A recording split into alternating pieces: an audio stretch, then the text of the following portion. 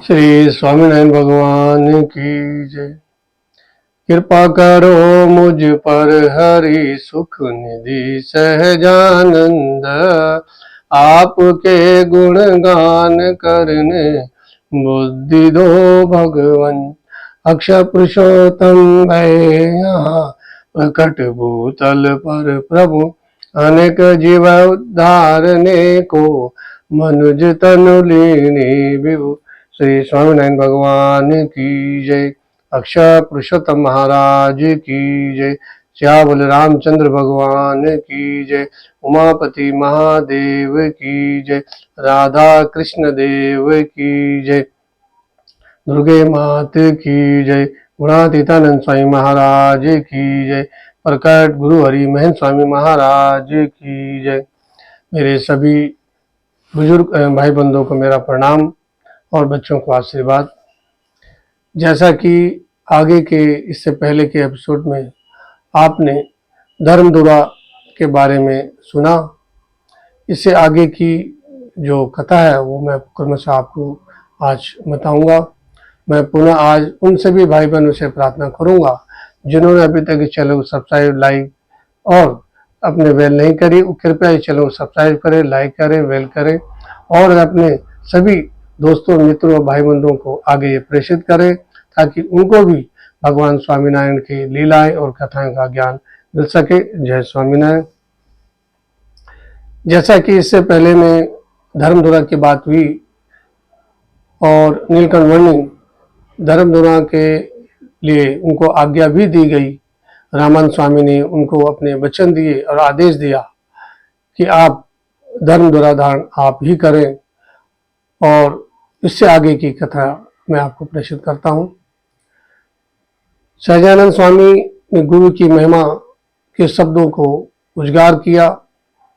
संवत 1858 कार्तिक शुक्ल एकादशी, प्रबोधनी एकादशी के दिन धर्मधुरा का जो सौंपने के लिए यह महोत्सव की दिन निश्चित हुआ।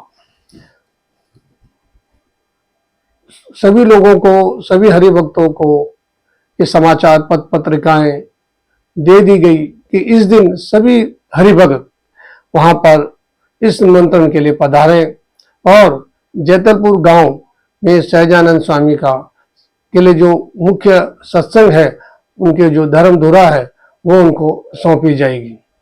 और इसको उन्होंने एक पाठ उत्सव के रूप में मनाया और निश्चित समय आने पर उन्होंने यह धर्मधुरा सौंपने का कार्य पाठोत्सव के रूप में संपन्न भी किया। गांव गांव में, नगर नगर से हजारों साधु संत एवं हरिभक्त वहां पर जैतलपुर पधारे थे। ढोल नगारे बाजे बजाए गए, सहनाई बजाई गई और सुरों से स्वामी का स्वागत भी किया गया। बंदूक धमाके से धमाके हुए, भजन कीर्तन हुए, उनका वातावरण सुगंधित वातावरण हो गया। रामानंद स्वामी और उनके जो शिष्य थे उन्होंने सहजानंद स्वामी के घोड़े पर बैठाया, रथ पर बैठाया और पूरे शहर में रामानंद स्वामी और सहजानंद स्वामी को एक साथ बैठाकर पूरे शहर में घुमाया। और घुमाने के बाद सारे गांव में घूमने के बाद जब उन्होंने सभा मंडप में उनको लाए, मंडप के बीच में एक हवन कुंड था जिसके चारों ओर ब्राह्मण अपने मंत्रोच्चार के द्वारा अपने पढ़ रहे थे। दीप धूप अगरबत्ती से वातावरण प्रसन्नचित हो रहा था। सभी लोग वहां बैठे हुए थे और अपने यज्ञ में जो हवन यज्ञ कुंड था उनमें अपनी आहुतियां दी जा रही थी। और उनमें यज्ञ नारायण की जो साक्षी थे रामानंद स्वामी ने सहजानंद स्वामी को हाथ पकड़कर अपने स्थान से दूसरे स्थान पर गद्दी पर बैठाया।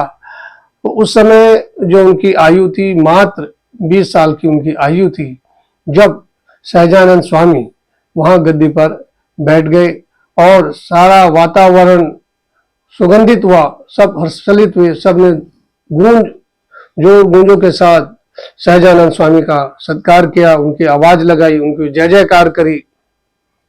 संतों ने क्रमशः सहजानंद स्वामी तो महापूजा करी और अंत में उन्होंने उनको माला अर्पण किया, फूलों से माला अर्पण किया। गुरु रामानंद स्वामी ने उनको माला अर्पण करी और सहजानंद स्वामी ने अपने गुरु को अष्टांग दंडवत प्रणाम किया और विधिवत उनका पूजन भी किया।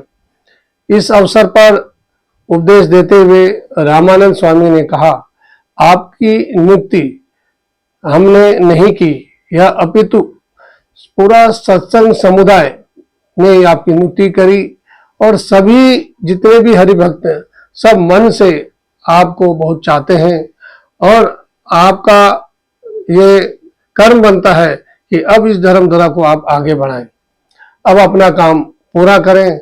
आपको अब वेद धर्म का पालन करना है और करवाना है और यज्ञ करवाने हैं, लोक कल्याण की नियुक्ति की प्रवृत्ति करनी है और बड़े बड़े मंदिरों का निर्माण करवाना है। भगवान के भक्तों की मूर्तियां भी बनवानी है, स्थापना करनी है। धर्म, ज्ञान, वैराग्य और भक्ति का प्रसार वृद्धि हो, ऐसे भी कार्य प्रवृत्तियां भी आपने करनी है और मुमुक्षुओं को दीक्षा देकर भी उनको त्यागी बनवाना है और सभी ग्रंथों की रचना करते हुए समुदाय की पुष्टि करते हुए आपने इस समुदाय को आगे बढ़ाना है।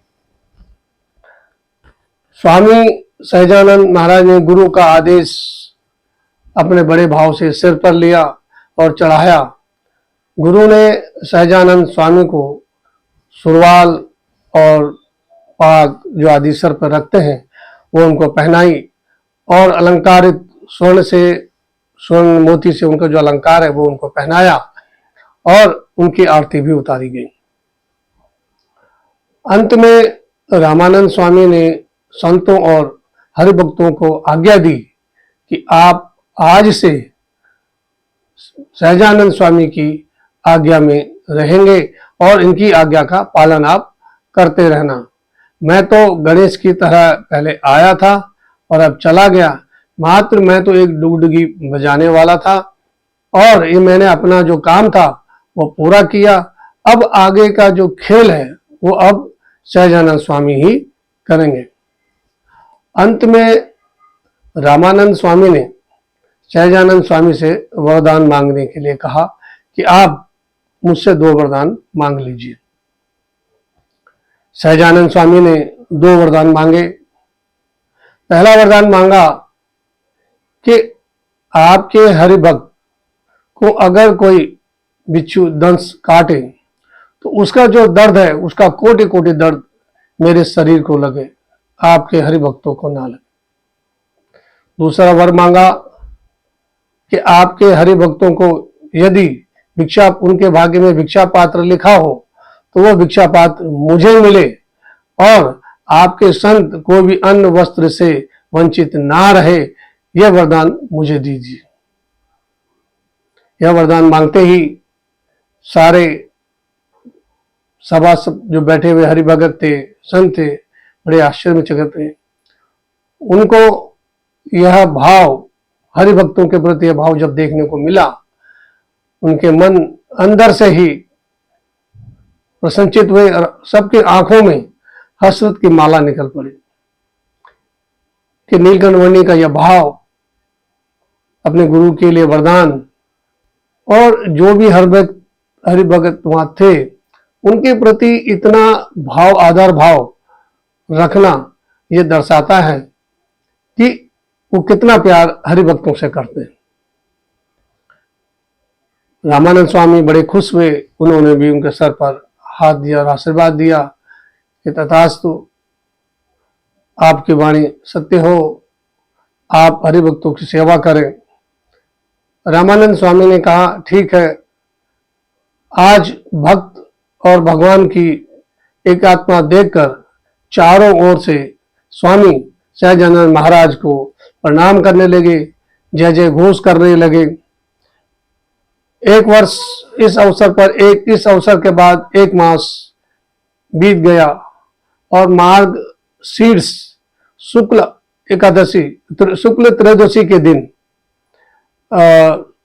रामानंद स्वामी ने फपेड़ी गांव में अपने अवस्था में समाधि में बैठकर अपने शरीर का त्याग कर दिया।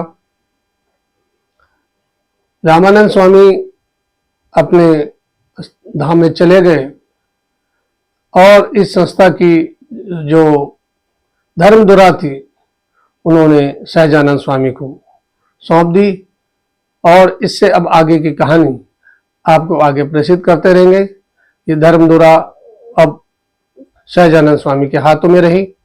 अब आगे के जो भी कथाएं हैं वो मैं आपको क्रमशः आगे पुनः प्रसारित करूंगा। आज तक के लिए जय स्वामीनारायण, जय स्वामीनारायण।